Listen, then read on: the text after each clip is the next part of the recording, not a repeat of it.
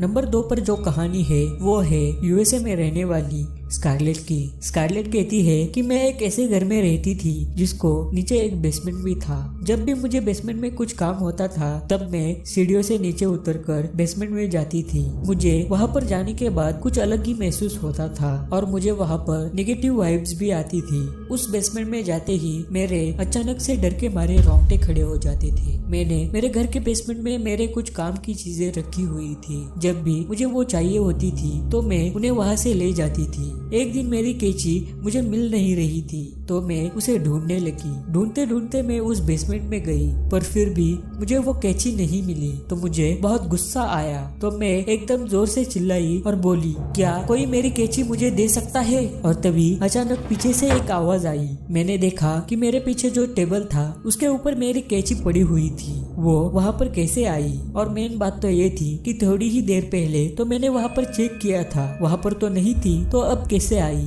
तो मैं बहुत डर गई। मैंने कैंची उठाई और उस बेसमेंट से ऊपर भाग गई। उसके बाद मैंने अपने नेबर से इस घर के बारे में पूछा तो उन्होंने बताया कि इस घर का पुराना मालिक एक बूढ़ा आदमी था जो बहुत अच्छा था और उसे लोगों के साथ मस्ती करना बहुत अच्छा लगता था। वो लोगों की चीजें छुपाता था और उनसे मस्ती करता था। एक दिन जब वो कोई चीज छुपाने के लिए बेसमेंट में जा रहा था तभी उस बेसमेंट की सीढ़ियों से गिरकर उसकी मौत हो गई थी। ये सब बातें जानने के बाद मैंने 1-2 महीने में ही वो घर छोड़ दिया और दूसरे घर में शिफ्ट हुई। पर वो बात मेरे जहन में हमेशा के लिए ही बैठ गई।